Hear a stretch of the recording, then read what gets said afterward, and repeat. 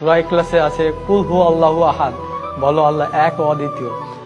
আর ঋগ্বেদে আছে একং ব্রহ্ম দ্বিতীয়ং নাস্তি নেহেনা নাস্তি কিংচং, সৃষ্টিকর্তা মাত্র একজন, ওই দ্বিতীয় কেউ নেই, কিঞ্চিত পরিমাণেও নেই। তখন আমার মাথায় চিন্তা আসলো যে সৃষ্টিকর্তা যে একজন, কিন্তু আমরা তো অনেক ধরনের মূর্তির পূজা করি, তাহলে এগুলো কোত্থেকে আসলো? অথচ বেদে আছে নাচ্চি কাচ্চি জাদিতা না জাদিপা নাস্তি প্রতিমা আস্তি, সৃষ্টিকর্তার কোনো প্রতিকৃতি নেই, কোনো ছবি নেই, কোনো মূর্তি নেই, কোনো ফটোগ্রাফি নেই, কোনো আইডলস নেই। তাহলে আমরা কেন এই ভ্রান্তিক বিষয়গুলো নিয়ে পড়ে থাকবো?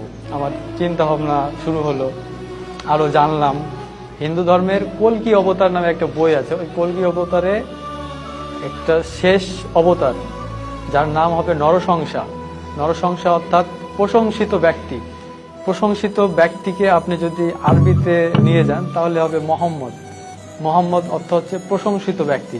ওই থেকে আর কি মনের মধ্যে একটা খটকা, যে আরেকটা মন্ত্র আমি পেলাম কল্কি অবতারে, লা ইলাহা হরিতি পাপং ইল্লো ইলাহা পরম পাদম জন্ম বৈকুণ্ঠ অপরিণীতি জপি নাম মোহাম্মদম। এখানে আল্লাহর কথা আছে, রাসূল সাল্লাল্লাহু আলাইহি সাল্লামের কথা আছে। তখন আর কি আমি পুরোপুরি শিওর হয়ে গেলাম। তারপর আরো মন্ত্র আছে, হতারমিন্দ্র মহাসুরেন্দ্র অল্লং জ্যেষ্ঠং শ্রেষ্ঠং পরমং ব্রহ্মং অল্ল রাসূল মোহাম্মদং অল্ল লাল্লিকতং। এই ধরনের এই মন্ত্রগুলোতে আর কি কল্কি অবতারে মোহাম্মদের, আমাদের যে নবী, শেষ নবী মুহাম্মদ সাল্লাল্লাহু আলাইহি সাল্লামের কথা আছে।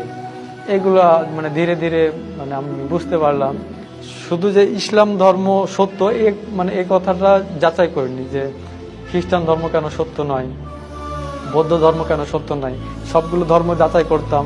বিভিন্ন পাদ্রীরা প্রশ্ন করতো ডক্টর জাকির নায়েককে, বিভিন্ন ধর্মের যাজকরা আসে প্রশ্ন করতো যে ডক্টর জাকির নায়েক যেসব উত্তর দিতেন কোরআন হাদিস থেকে, আশ্চর্যজনক। ইসলাম ধর্ম যে সত্য এটা যে তিনি বুঝিয়েছেন, এই কথাটা এইটা আমার মাথায় গেঁথে গিয়েছিল। এরপরে আমি ইউটিউবে একটা চ্যানেল পেলাম হেদায়েতের পথে। এখানে গিয়ে এক আমার দিনী ভাই আব্দুর রহমান ভাইয়ের ওনার সাক্ষাৎকারটা আমি দেখলাম। আল্লাহর কসম, আল্লাহর কসম, এই ভিডিওটা দেখার পরে আমার এই মুহূর্তে ইসলাম ধর্ম গ্রহণ করতে হবে এরকম একটা চিন্তা ভাবনা আর কি। ওনার নাম্বারটা নিলাম, নাম্বারটা নিয়ে ফোনে সেভ করে রাখলাম। তো তার পরের দিন আমি মাঠের মধ্যে গিয়ে ভাইকে ফোন দিলাম। বাড়িতে থাকলে হয়তো কেউ জানবে বা আমার কথা শুনে হয়তো কেউ আমাকে বিভ্রান্ত করার চেষ্টা করবে। তো আমি ফোন দিলাম ভাইকে, ভাইয়ের সঙ্গে যোগাযোগ হলো।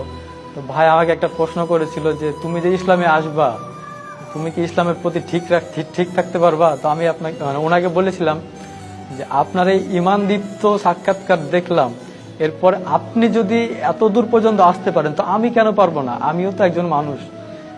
উনি বলল আচ্ছা ঠিক আছে। তারপরে ওনার কাছে আমি কলেমা শাহাদাত পড়লাম।